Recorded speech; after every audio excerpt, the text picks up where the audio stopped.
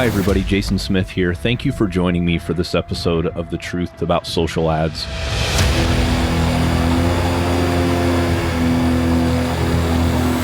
I'm an agency owner specializing in Facebook and Instagram ads, and I have dedicated my professional life to helping you learn what others won't tell you about Facebook ads.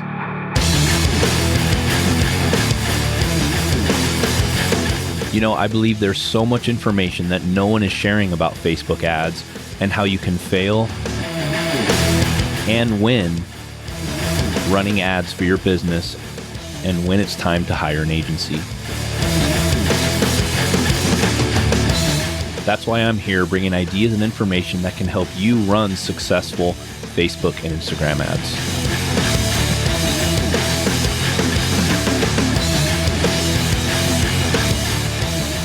Hey everybody, how you doing? This is Jason Smith along with Eric coming at you with another episode of The Truth About Social Ads. And today we have a very special guest, Scot. Scot is the founder and CEO of Wicked Reports, which we use avidly today. We've been using it for a while, and we're super stoked to have him on. Scot, how you doing? I'm doing great. Thanks for having me. Up here in Massachusetts, 50 degrees, so sun's out, guns out. Got my short sleeves on. Yeah, that's right. Up there in Boston, right? Yeah. It's a balmy 50, so I'm going to bust out shorts too, but I don't have the body cam, so. Yeah, yeah, exactly. Well, here in Denver, it's 16 right now, and we got dumped on last night, so school was canceled today, so we got plenty of time to talk all things Wicked Reports today. And if for those of you listening, if you don't know Scot or you don't know what Wicked Reports is, we're going to dive into it today. Wicked Reports has been around for, how long now, Scot? 2015. 2015, yeah, cool. Yeah. So, and Wicked Reports is in our opinion, one of the best tracking and attribution softwares that you can get. They have a great relationship with Facebook, and so do we, of course. So we want to make sure that we are talking to people who share our background with the platform, but who have good relationships with Facebook as well and compliant and all that good stuff. So, yeah, Scot, so let's dive right in here. You know, as we know, the Apple update, and we've talked about it in a previous podcast, is coming up here pretty soon. And I think a lot of us are confused about what's going on. Like, I think we're backtracking a little bit as far as the advancement that we've had in tracking and attribution over the last few years with Facebook. Can you just give us a brief overview of kind of what Facebook is doing and how that's going to affect advertisers on the platform and what you guys as a company are doing to help us? Because really, you know, you are helping us and your software is going to be super integral in what we're doing in trackability for Facebook ads. So sure, go for it. Sure. So Apple decided that they weren't going to allow Facebook to use something called IDFA unless the users were aware of it. IDFA stands for ID for advertisers. They take your phone number and they look up your web history, and then they do whatever they want with it, basically. Right. So it's it could be that, you know, I'm targeted on Facebook because I like Guns N' Roses, and is that because they sniffed my cell phone and saw me refreshing the tour dates? Or is it because I clicked on an ad for Guns N' Roses? Or did I like Guns N' Roses in Facebook? Could have been any of those. Right. And so what Apple's taking away is the ability for not just Facebook, but Snap, Pin, and a lot of other. It's all the major social apps. Just Facebook's the biggest known user of it. Yeah. They're not going to be able to look up your phone number to figure out what you've done on the web and use that data without your permission. Right. So it isn't like that's basically what it comes down to. Now, Apple's still going to use it for who knows what, probably, you know, their own ad platform or something. Yeah. Big enough already. Yeah, we'll touch on that a little later as well. And so there's going to be this prompt coming out that says, do you want whatever app you're using? Let's use Facebook. This is the most popular one here. Do you want Facebook to track your activity across other websites? Right. And I mean, most people are going to say no to that, I imagine. And so then what that will mean is there's a lot of impact to that on your Facebook measurement and reporting. Right. One thing is they can't use that data. It's going to come back to them delayed from Apple There's going to be all kinds of, anonymization and delay and modeling, and so it's already not going to be like accurate. But then they can't show all the results in Facebook. Right. Facebook reporting platform is going to be now down to 7-day click, where it used to be much more optimistic. Mm-hmm. And then a lot of the data however they're using that data to help create audiences is not going to be able to be used when you're targeting people on iPhones, which is over half of Facebook's traffic, from my understanding. So pretty major. And I mean, then there's some impact on events. Like if someone clicks and becomes a lead, then they click on something else and become a sale, and it's all done with the iPhone, and they opted out of tracking, or maybe even if they still didn't opt out, they're only going to show the sale and not the lead event, depending on all sorts of arcane criteria. End result is going to be hard to trust your data in Facebook. It doesn't mean Facebook's going away. You're going to be bad for clicks or business, but Facebook's got a lot of onerous things put on them, as does Snap and Pin, to figure out how they're going to prove their ROI in Facebook. Right. Yeah. So, thanks for that. That's an awesome explanation. And so talk a little bit about what you guys are doing on the Wicked side. Well, actually, you guys really aren't doing anything different, right? Honestly. I mean, we are. Okay. So talk about that, because the listeners need to know why your software can really help them out in continuing to track like business as usual kind of when this impacts, because like you said, it's going to affect audiences, it's going to affect your conversion events, and possibly, I think what Facebook's saying, it could be a 3-day delay on the last activity that they took on Facebook, which could be a purchase, a view content, an add to cart, an add payment info, right? So, and then advertisers are going to have to prioritize those events and really think about what 8 events are important. And from what we've heard from Facebook, we've been on a lot of calls and stuff, like if you're using tons of custom events, like you're going to be dead in the water. Dead. Yep. So talk a little bit about that. Because those are usually work pretty well. Took a lot of work to figure out that strategy. It's unfortunate, that piece. Well, when I designed it, it was 2 things I was looking for SMB market on how to accurately, fairly measure in a way that we could prove the results to our customers. Right. And so the only way you can prove it is you've got to tie it to something real. Right. And so we've always been a click-based tracking with just a little light amount of view at the bottom of the funnel. Mm-hmm. And we've always been having to tie our conversions back to actual leads or actual sales and show you who they are. Right. And the way we do that is a privacy safe, I don't want to be some tracking creep sniffing. If you're going to run around on your porno sites on your free time, yeah, exactly right. I don't want to accidentally show that to someone looking at your data. Yeah. It's none of my business. So we've always taken it. So you got to, if it's a click, it's a louder signal, first of all.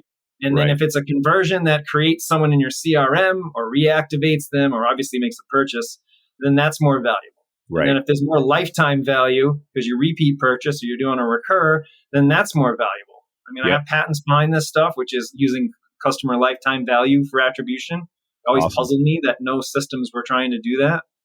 But we were different is we're a first-party data cookie, which basically means we're only on our customer's website for them. We're not using that data anywhere else, and we're not tracking that person when they leave. And those are 2 things that many other platforms and ad platforms and other apps and everything else are doing. Right. We're not selling the data. Our data is on there only because someone clicked in to try to engage with that brand.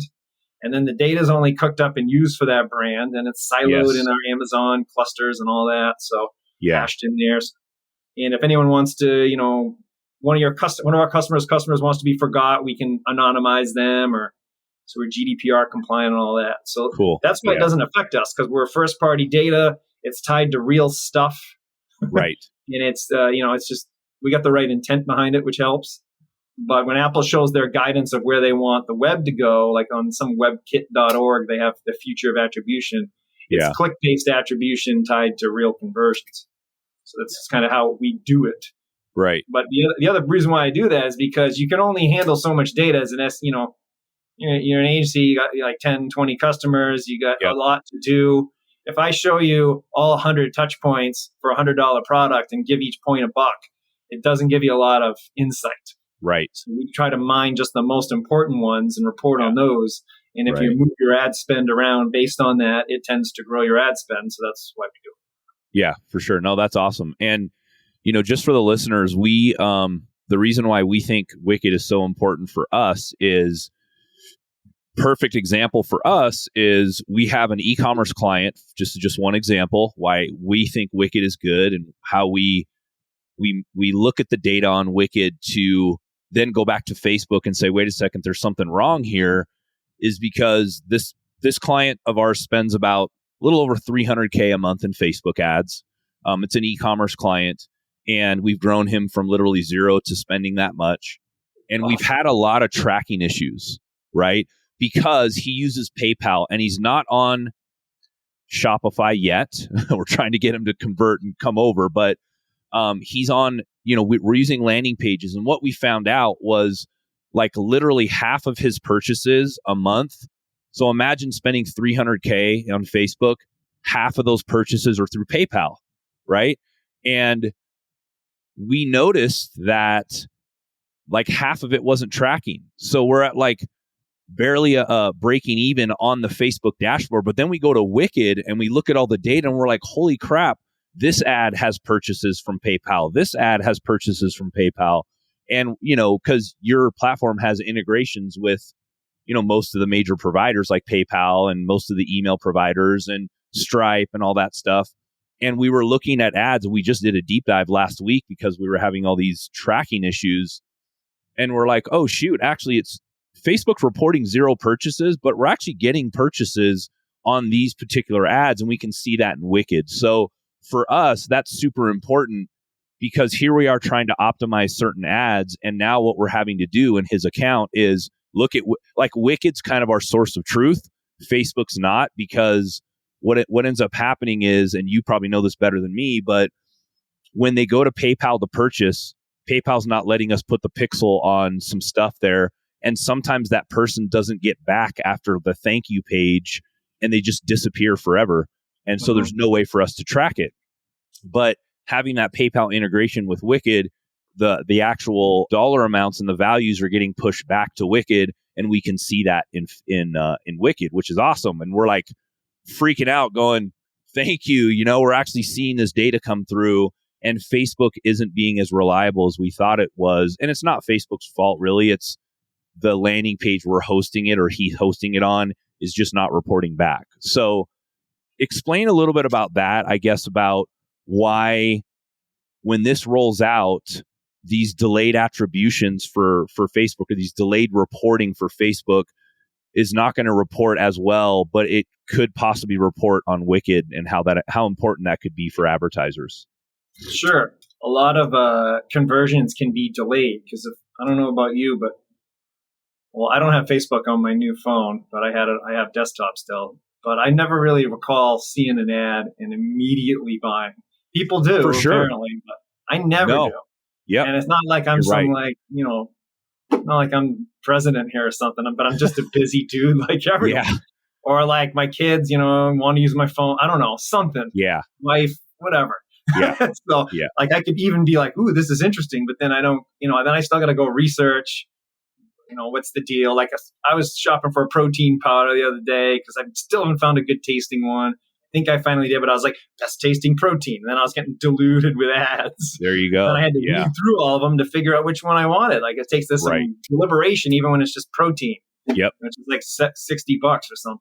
Yeah. So the idea of delayed conversion time was always something we had built in, because our origin story was a guy spent $4,000 on Facebook. He was selling lobsters online.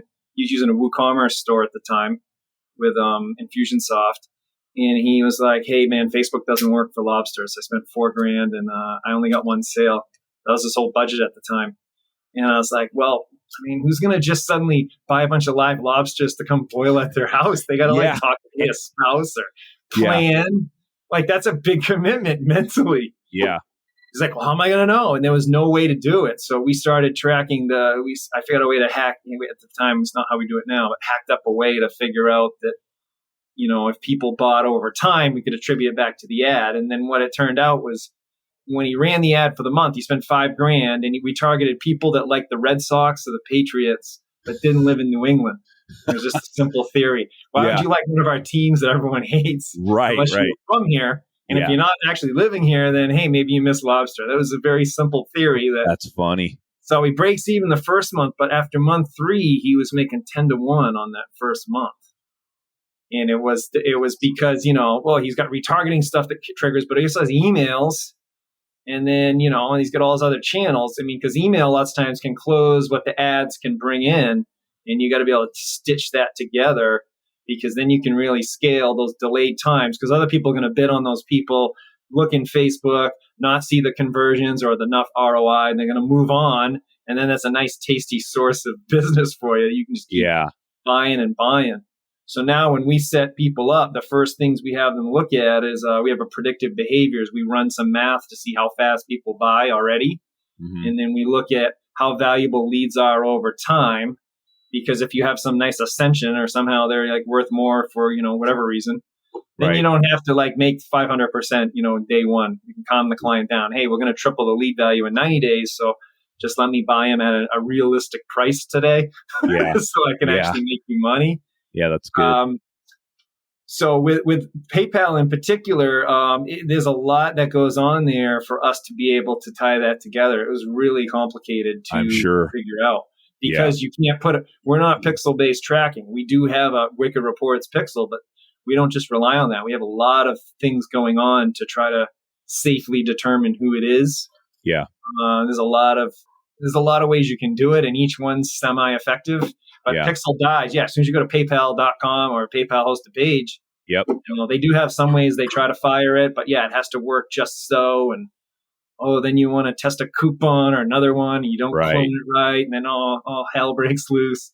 So we want to take that all out of the equation and just say, can we just start from real orders and look back using all these methods we have that are legal to make sure it deserves, because it's also a multi-channel. You got to make sure you're not just giving Facebook credit if email deserves the sale and Facebook got the lead. You got to, traffic cop, a lot of traffic cop. Traffic cop, math. That's awesome. Yeah. And that's the complicated thing. And most people don't realize how complicated all this stuff is. But you guys try to make it as simple as possible for us, dummies out there and, who can read it correctly. And I mean, it's super cool that you guys have actually figured out a way to do this to help people like us, and bridge the gap with tracking.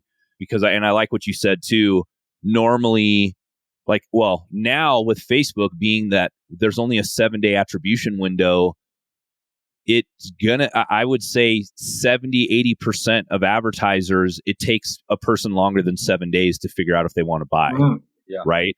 And the lobster guy was 40 days when he started, and he's got it down to 15 over time. As he's spending $300K a month. He went from 4K to 300K. That awesome. Took 6 years. It didn't happen overnight. Yeah. But so where all his sales are coming from are ads that it's going to be really hard to prove in the platform when this is fully baked in. It's already challenging. Yeah. And funny thing is, Scott, about that is, my background with Tier 11, I saw inside and I worked on that ad account a little bit, actually. So on the lobster, on the lobster ad account, it's kind of funny how it all kind of happened. But so when you guys talk about that or that account, I'm like, oh yeah, I know that account really well. So it's pretty funny. But small world, I didn't know that. But yeah. So all right, cool. Well. Jason, can I jump in? And go for it. I want to talk about something real quick, Scott. So what would be, I've explained this to countless clients, and I would love to hear it from you. So just laying out a scenario, we send out ads to cold traffic. Let's say we reach 10,000 people, 1,000 of those people take action. Now we want to retarget, right? So we've gathered data on 1,000 people. So now we have this problem to retarget those 1,000 people with the Apple update. So Apple now takes away the ability to retarget what they've estimated is 70% of people who have opted out. So now we, typically we have our system that we use where we, build out middle of funnel, we retarget, social engagers, page views, and then bottom with intent. The problem, and I would love to hear this from you because I've explained this so many times, but now we're going to have a problem retargeting those 1,000 people. We're going to reach less people. So what I would love to hear from you is how does Wicked, what are some of the, because I know, like we said, it's very complicated. What are some of the strategies that Wicked will still allow us to do using the platform that will be blocked from Apple? Does that make sense? Yeah, it's kind of showing the results are going to be tough. Apple's not going to allow you to see the results that will allow you to show. Yeah. So let's say in that example, your 10,000 people, let's just use half on all of it to make it simple. Half of them opted out and said, don't track me. So you got 1,000 leads from that. Let's just say you were saying opt in to get a coupon or whatever it is. Because that was the strategy or whatever it happened to be. So let's say opt in to get a coupon, some free shipping.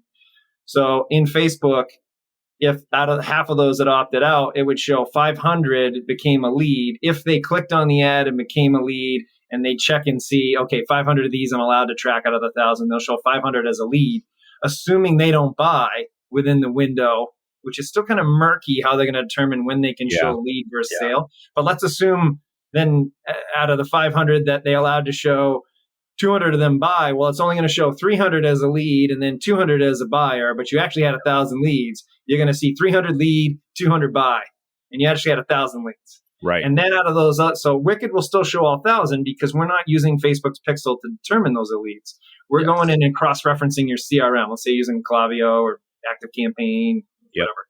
So we go in and we say, okay, you got to click. Okay, we see so-and-so. We put their email in. Okay, let's check Klaviyo. They weren't in there. They're a new lead. This was the closest event that occurred. This is a new lead. So we do that for all 1,000 and we show them. And then the other difference with the platform would be anytime those 1,000 buy ever in the future for the new lead specific, we have different criteria for different models, but for new leads, they're hard to find new leads that become repeat customers.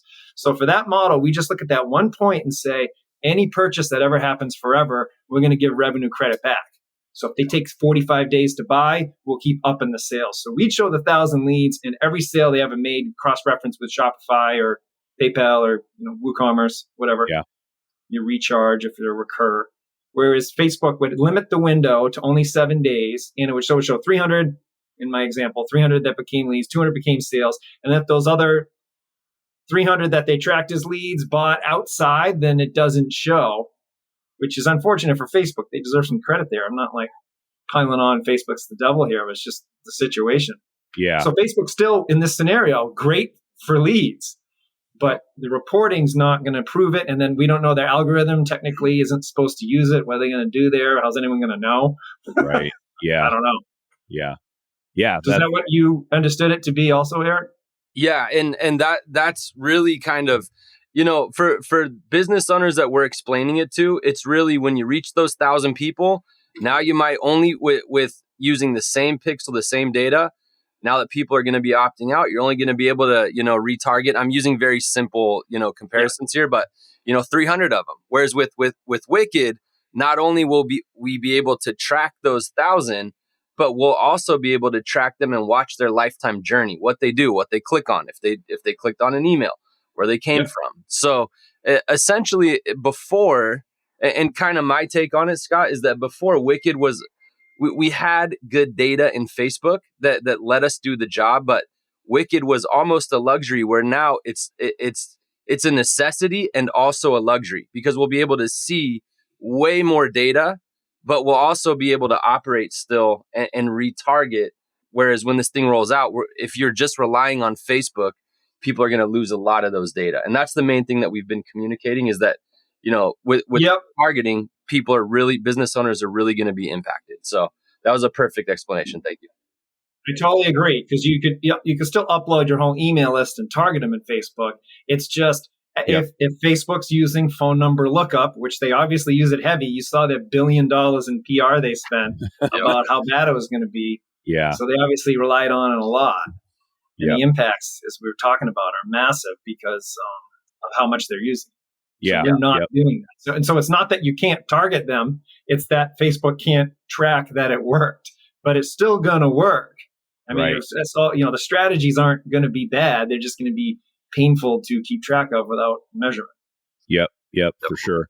Yeah, no, that's awesome. And what are your thoughts on, because a few of our advertisers, Facebook reached out to us and said, hey, we'd like to actually directly integrate the API on their website to not have to rely on the actual pixel. But it's complicated, and most advertisers aren't going to be able to do that. And so there is a team dedicated at Facebook right now, and Facebook will help advertisers do that, but you have to be spending a certain amount and all that stuff. So can you talk just for a second here on why the API integration is important, and so you don't have to rely on as much pixel data anymore, because that's essentially what you guys do, correct? Sure. So the conversion API was formerly known as server to server. We were the second company whitelisted to develop on it, but we didn't move forward with it at the time for various reasons. Just wasn't.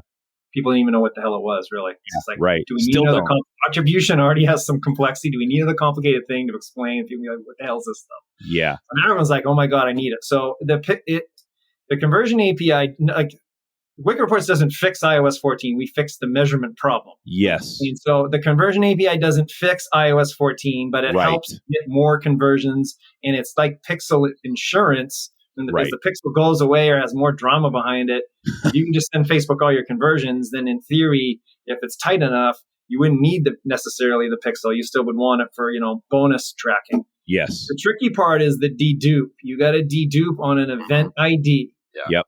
So we figured out how to do this, and we're about to be in alpha next week. So our clients are just going to get it starting definitely in April, probably mid-March. My CTO probably like rolling over, freaking out. He's just, what do you mean? Don't commit to a date. This code stuff.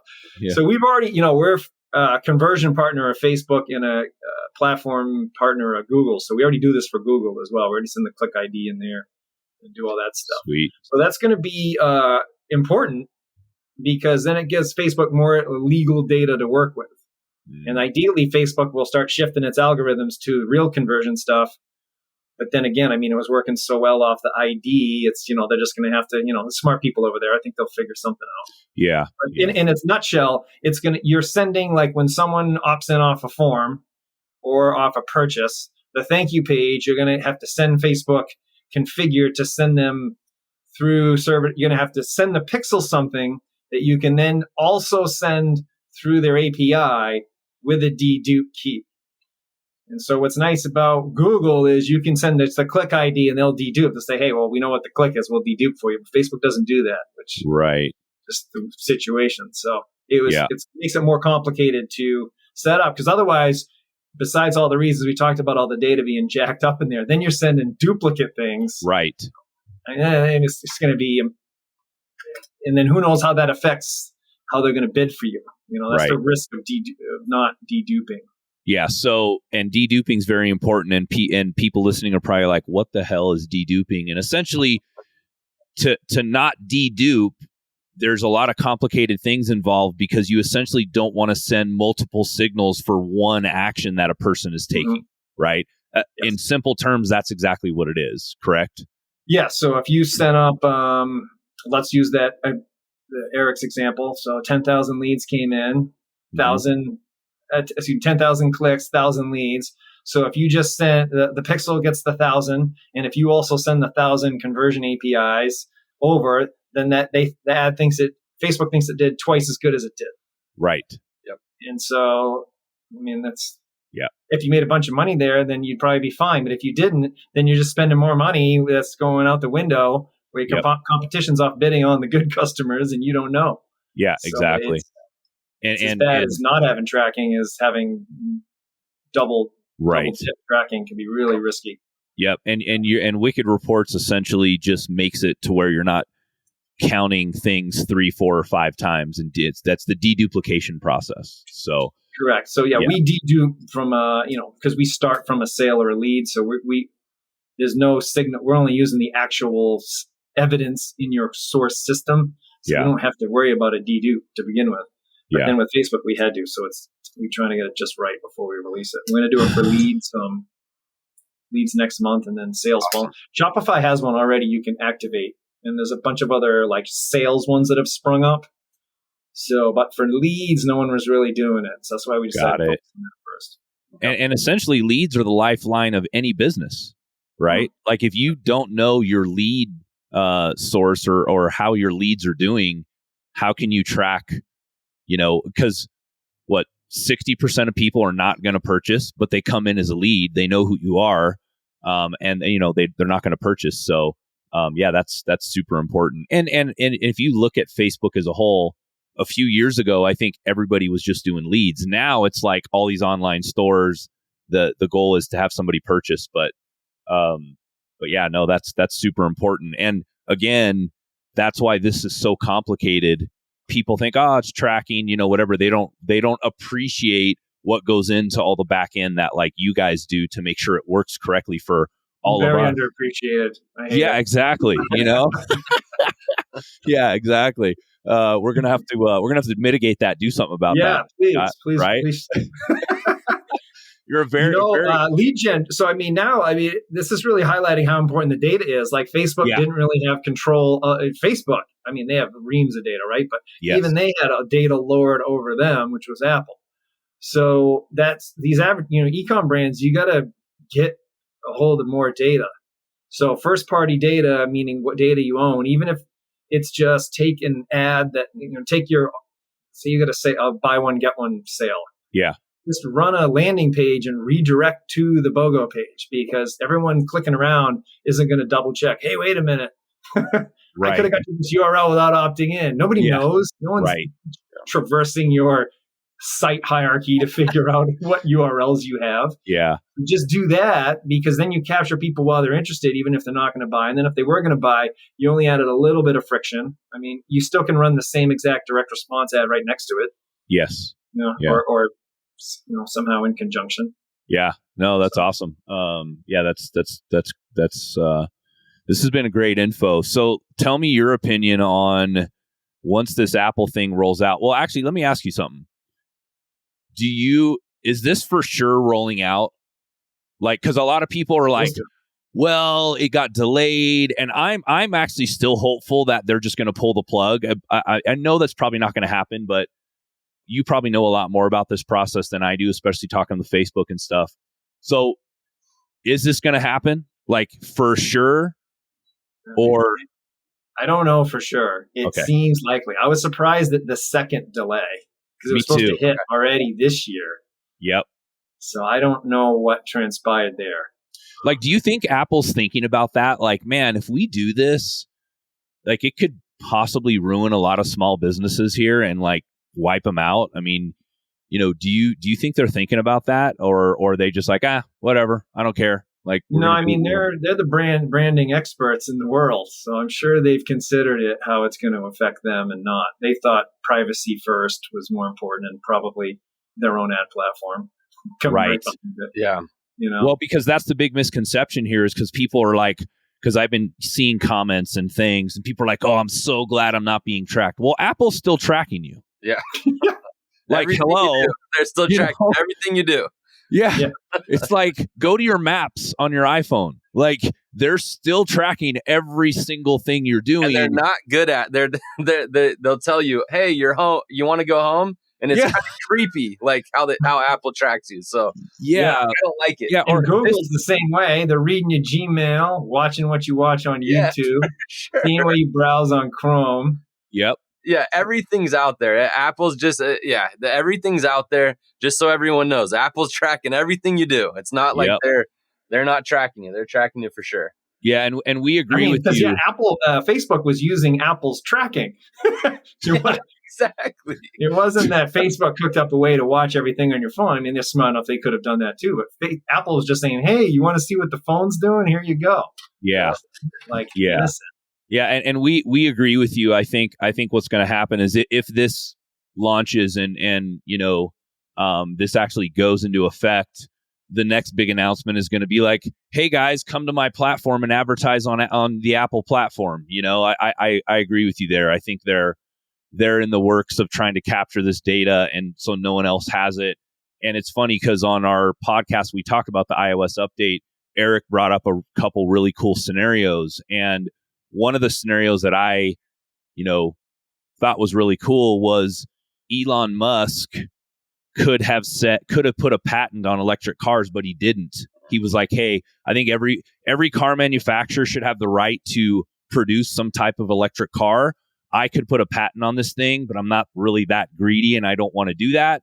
So he let other people also do or create electric cars. And in this scenario, we kind of compared it to that, like Apple's just strong arming everyone saying, nope, we're keeping all this data for ourselves. No one else can have it. And we're going to create our own ad platform. And if you don't like it, too bad. Kind of being jerks in that aspect. So that's one of the scenarios that we talked about. And we also talked about the guy who created the internet was like the same thing. He's like, no, everybody should have internet. I'm not going to corner the market and you can only go through me to get internet. I mean, imagine he's like, I've already made enough money. Why do I need any more? Let's share this thing. Right. So like, why can't Apple imagine if the internet was private?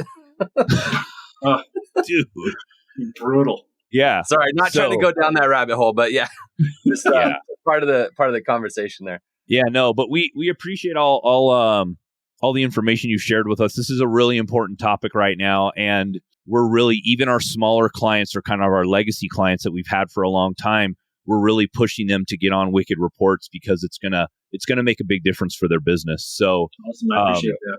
Yeah, and we think it's a great platform. You know, it's easy to use, which you guys have made this complicated, convoluted tracking thing like easier for all of us to connect everything. And hey, can we talk about that for a sec real quick, Jason? So Scott, one thing I found really interesting was the way that you founded Wicked and kind of the position that you're in right now is, you know, this Apple thing's rolling out, but you've been working on this for years. So can you kind of just really explain how Wicked and you were set up and prepared for this as you built the platform?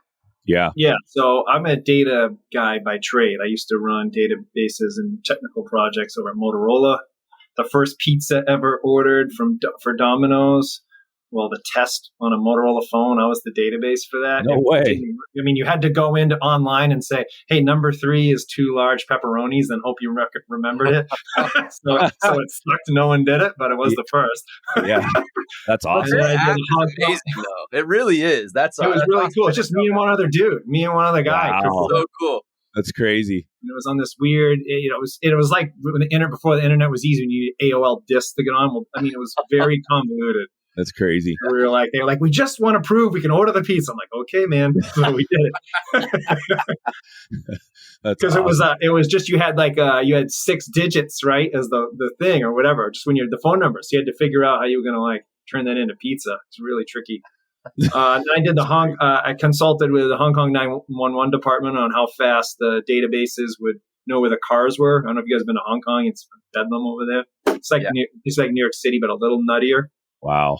And then a couple other software projects that were pretty big. So my background's data. That's my natural talent. Like when I was 10, I was doing databases for my mom on my old Commodore 64. Dude. Her recipes, her Christmas card list.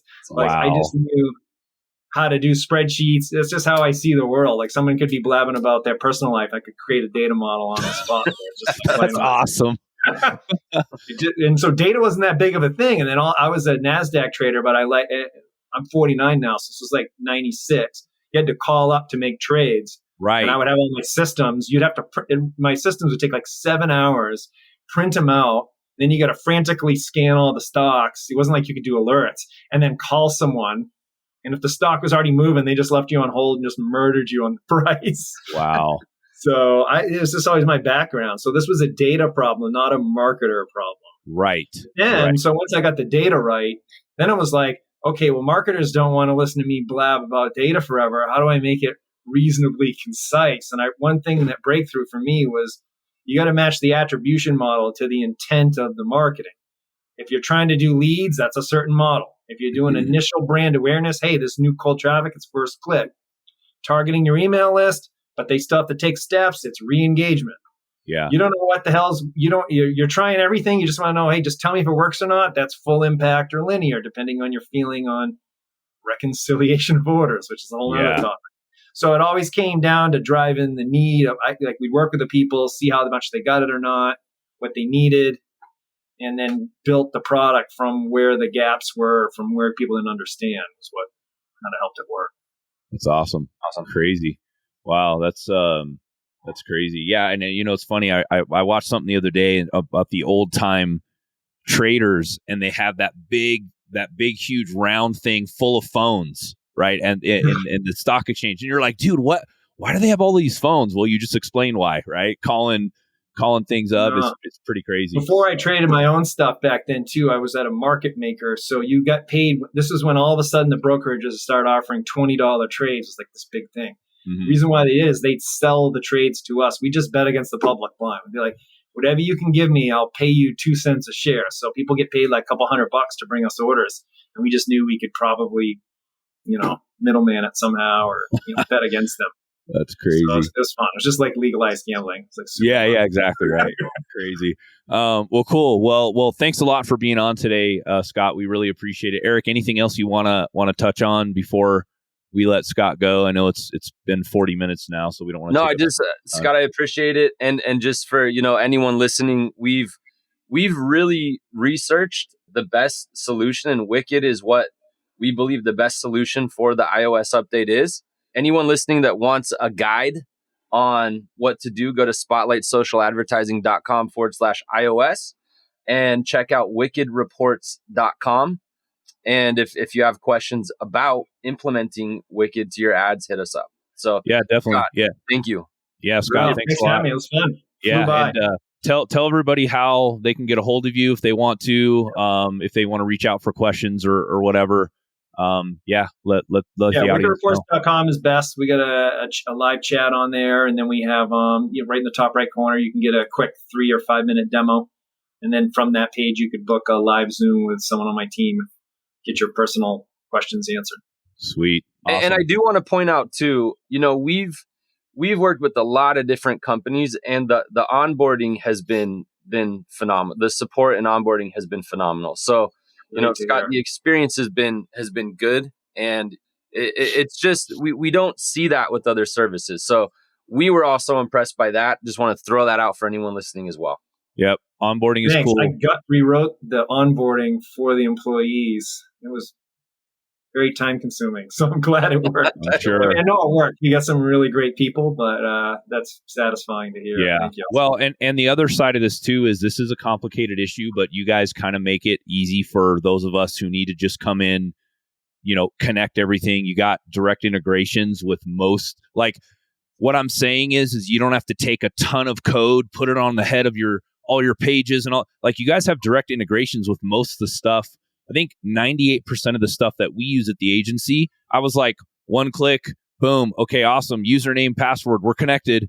And I was like, awesome, that's great. And we didn't have to take all this code because we've used other companies in the past where they're like, okay, let me show you, let me film a video on exactly what you have to do, copy this code, this is where you put it. And then, it just doesn't work right, a lot of the time. Yeah, we don't work with them anymore, but for about 4 years we worked with Digital Marketer, and they were my 10th customer. Wow. Back when Ryan Dice would be in the booth themselves with Molly Pittman. Yeah. And I go up to them it was Icon 2015. I launched the company 2 weeks before. Mm-hmm. And I'm like, hey, how do you guys track, you guys send all these emails? They have this system called the Machine. I was like, how do you know when the email works, like someone buys? They go, Dice is like, I don't know that. That would be awesome. You're like, here you go. You start working, and Molly already was very advanced at the time compared to almost anyone. That's why she's training people now. And there's like 500 ads running, and it used to be manual UTMs on each ad, which you don't need to do that now. We auto tag. Yeah. And John Grimshaw, I don't know if you know him. He's the data guy there at the time, and he was just like, Scott, I need some help. I got a manually tagged 500 ads. And I was like, oh no. So we had to figure out ways to make things seamless, as easy as possible, as little manual work as possible. So now we auto tag the ads for Facebook. We auto tag them for Google. Yep. Auto tag most emails. Yeah, it's so great.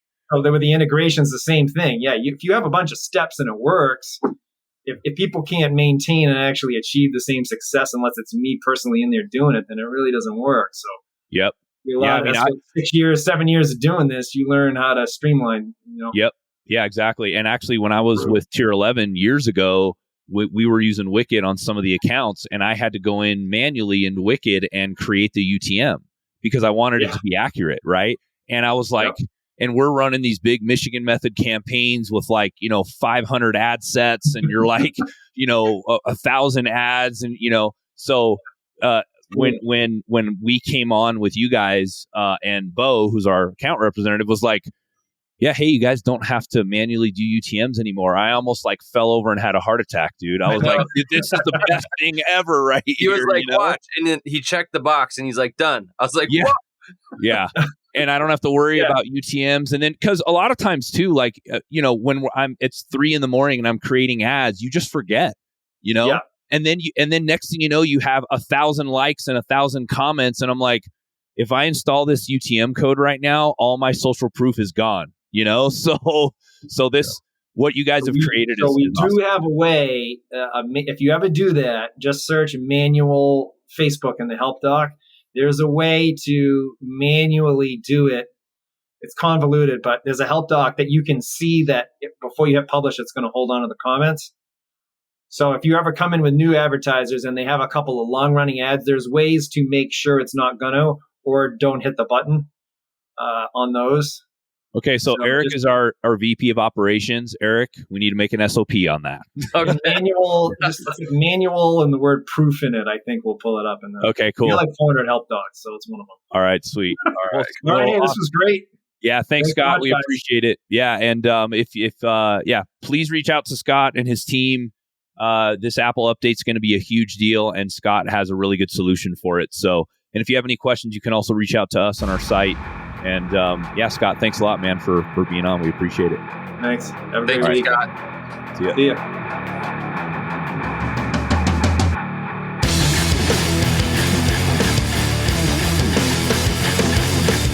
Hey, thanks so much for listening to The Truth About Social Ads. I really hope you enjoyed the episode. Please visit our website at truthaboutsocialads.com for show notes and additional episodes. And if you have time, please subscribe to the podcast and please consider rating and reviewing the show if you enjoyed it. That will help other people find us.